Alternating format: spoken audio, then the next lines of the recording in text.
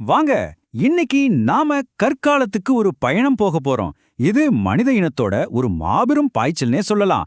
நம்ம முன்னோர்கள் எப்படி இன்னைக்கு நாம வாழ்ற இந்த உலகத்துக்கு அஸ்திவாரம் போட்டாங்கன்னு தெரிஞ்சுக்கலாமா? வாங்க, இந்த சூப்பரான பயணத்தை ஆரம்பிக்கலாம். எப்படி இது சாத்தியமாச்சு? யோசிச்சு பாருங்க.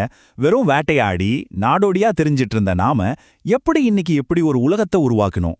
பெரிய பெரிய நகரங்கள், சிக்கலான சமூகங்கள், டெக்னாலஜி இதெல்லாம் எப்படி வந்துச்சு? இந்த ஆச்சரியமான மாற்றத்துக்கு பின்னாடி இருக்கிற கதையத்தான் நாம இப்ப பார்க்க போறோம். முதல்ல ஒன்னு புரிஞ்சுக்கணும். கற்காலம்ங்கிறது ஒரே ஒரு காலம் கிடையாது. அதுல 3 முக்கியமான பிரிவுகள் இருக்கு. அதாவது பழைய கற்காலம், இடைக்கற்காலம், அப்புறம் புதிய கற்காலம். இந்த ஒவ்வொன்றிலையும் நடந்த மாற்றங்கள் மெதுவா இருந்தாலும் உண்மையிலே ஒரு புரட்சி தான். அதைத்தான் நாம இப்போ ஒன்னொன்னா பார்க்க போறோம். சரி, நம்ம பயணத்தை எங்கிருந்து ஆரம்பிக்கலாம்?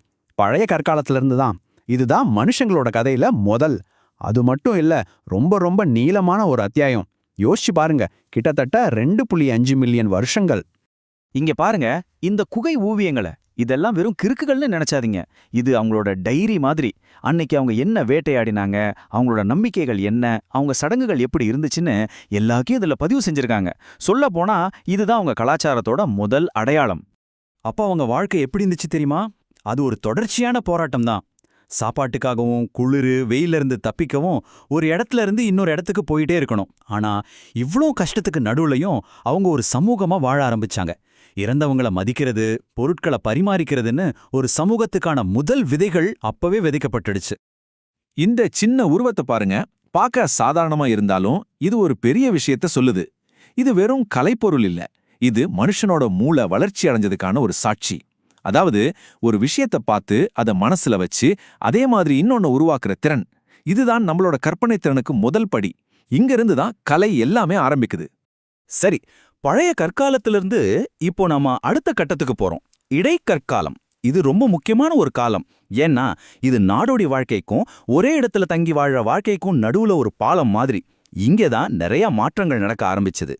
இந்த குடிசைய பாருங்க, ரொம்ப சிம்பிளா தெரியுதா? ஆனா இது ஒரு பெரிய புரட்சியோட அடையாளம். முதன்முறையா மனுஷங்க குகைகளை விட்டு வெளியே வந்து அவங்களுக்குன்னு சொந்தமா வீடு கட்ட ஆரம்பிச்சாங்க.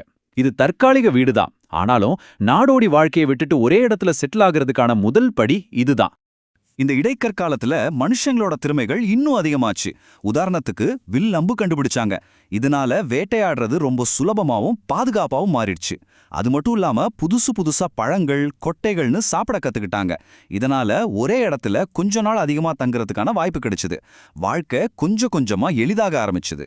ஓகே, இப்ப நாம வர்றதுதான் மனித சரித்திரத்தோட மிகப்பெரிய டேர்னிங் பாயிண்ட், புதிய கற்காலம். இது வெறும் ஒரு காலகட்டம் இல்ல, இது ஒரு புரட்சி. எல்லாமே மாறப்போற ஒரு தருணம் இது. இங்கே ஒரு விஷயம் ரொம்ப இன்ட்ரெஸ்டிங். இந்த எல்லா கண்டுபிடிப்புகளுக்கும் ஒரு தொடர்பு இருக்கு. முதல்ல விவசாயம் வந்துச்சு. அதனால சாப்பாட்டுக்கு இனி அலைய தேவையில்லை. இதனால மக்கள் ஒரே இடத்துல நிரந்தரமா தங்க ஆரம்பிச்சாங்க. அப்படி உருவானதுதான் கிராமங்கள். ஒரே இடத்துல இருந்ததால புதுசா யோசிக்க நேரம் கிடைச்சது. அதனால கல்கருவிகளை இன்னும் கூர்மையாக்கினாங்க. அப்புறம் உலோகத்தையும் பயன்படுத்த ஆரம்பிச்சாங்க. பாத்தீங்களா ஒண்ணுக்கொன்னு எப்படி தொடர்புல இருக்குன்ட்டு? இப்போ இந்த 2 காலத்தையும் ஒப்பிட்டு பாருங்க. வித்தியாசம் உங்களுக்கே புரியும். பழைய கற்காலத்துல வேட்டையாடி சாப்பாடு தேடினாங்க, குகைகள்ல தங்குனாங்க. ஆனா புதிய கற்காலத்துல விவசாயம் செஞ்சு நிரந்தரமான கிராமங்கள்ல வாழ ஆரம்பிச்சாங்க. உணவை தேடுற சமூகமா இருந்த நாம உணவை உருவாக்குற சமூகமா மாறணும். இந்த ஒரு மாற்றம் நம்ம வாழ்க்கையோட எல்லா பகுதியையும் மாத்திடுச்சு. ஆனா இந்த விவசாய புரட்சியால ஒரு பிரச்சனையும் வந்துச்சு. என்னன்னா முதன்முறையா உபரி உணவு அப்படிங்கிற ஒரு விஷயம் உருவாச்சு. அதாவது சில பேருக்கிட்ட தேவைக்கு அதிகமா சாப்பாடு இருந்துச்சு, சில பேருக்கிட்ட கம்மியா இருந்துச்சு. இதுதான் பணக்காரன் ஏழைங்கிற பாகுபாட்டுக்கு முதல் புள்ளி வச்சது. அதுவரைக்கும் சமமா இருந்த சமூகம் இப்போ கொஞ்சம் கொஞ்சமா ஏற்றத்தாழ்வு உள்ள சமூகமா மாற ஆரம்பிச்சது. சரி, இதெல்லாம் பல்லாயிரம் வருஷத்துக்கு முன்னாடி நடந்த கதை தானே. இதுக்கும் நமக்கும் என்ன சம்பந்தம்னு நீங்க நினைக்கலாம். ஆனா உண்மை அது இல்ல. அன்னைக்கு நடந்த அந்த மாற்றங்கள் இன்னைக்கும் நம்ம வாழ்க்கைய வடிவமைக்குது. அது எப்படின்னு பார்க்கலாமா? சுருக்கமா சொல்லணும்னா, இன்னைக்கு நாம பார்க்குற இந்த பெரிய நகரங்கள், நாடுகள், டெக்னாலஜி இது எல்லாத்துக்கும் அஸ்திவாரம் அந்த புதிய கற்காலத்துல போடப்பட்டதுதான்.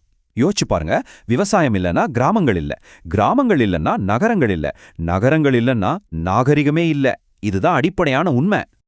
அப்போ கற்காலம் நமக்கு கலை, கிராமங்கள், செல்வம்னு நிறைய நல்ல விஷயங்களை கொடுத்துச்சு. ஆனா கூடவே சமூக ஏற்றத்தாழ்வுங்கிற ஒரு புது பிரச்சனையும் கொண்டு வந்துச்சு. அப்போ நாம அடைஞ்ச இந்த வளர்ச்சிக்கு இது சரியான விலைதானா? இந்த நாகரிகத்துக்காக நாம கொடுத்த விலை சரியா தப்பா? இத பத்தி நீங்க என்ன நினைக்கிறீங்க? யோசிச்சு பாருங்க.